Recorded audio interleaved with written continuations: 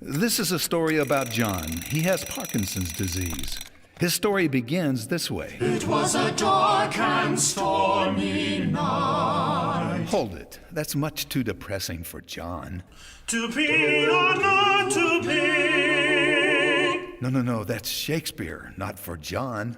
It was the worst of times. It was the best of times. Worst and best?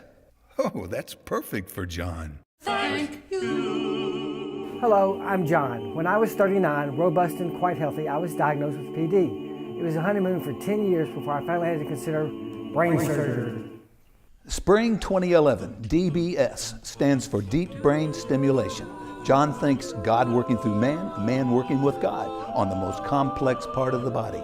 Stainless steel screws in the old noggin to hold that heavenly look. Electrodes in brain, insulated wire in neck, surgically implanted battery-operated neurostimulator in chest. Getting turned on, literally. But wait, staph infection.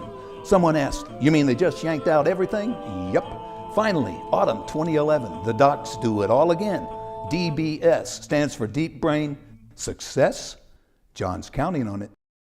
It's very moving to realize my friend John went through all of that with a smile and a good word for everyone, especially considering the incalculable losses he had already suffered.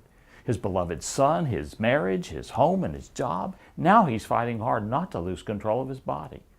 Early on, he decided that his best defense against Parkinson's disease was to talk about it and write about it. A desire from childhood to help others led John to create an online blog.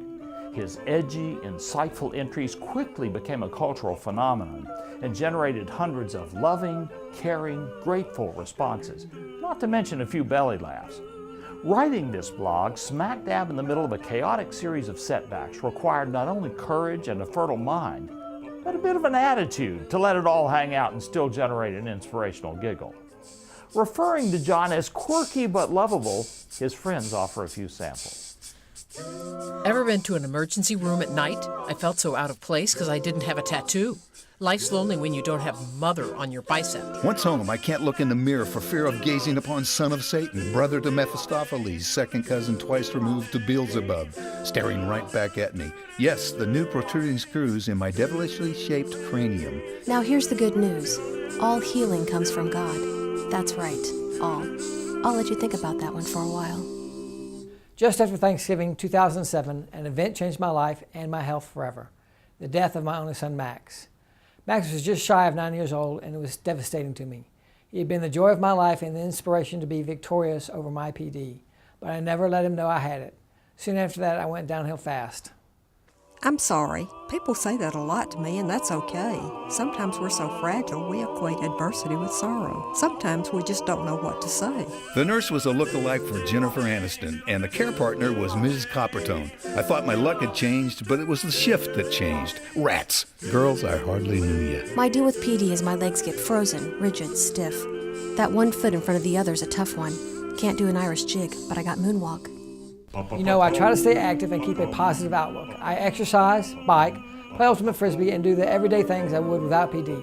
I don't put myself in harm's way, but I'm not going to sit around and do nothing. This disease will not forge my identity. So if I fall down, I get right back up. But folks, don't try this at home. I am a professional faller. Just kidding, Doc. So the PD honeymoon began to set like the twilight sun, and the meds increased, adjusting to the encroachment of my physical challenge. And yet life went on, as did I. When the doctor took everything out, I thought more blogging for another 2 months, more humor, more punchlines, more irreverent diatribe. Come on, everybody uses their good stuff first. So I say, don't live your sorrows. Try to embrace your difficulties as best you can, one moment at a time. Besides, who's to say your calling in life is not for a higher purpose? As for what's next for me, I'm still plugged in, juiced up and waiting, but I know the joy will come, so Let's put our brains together to support brain research.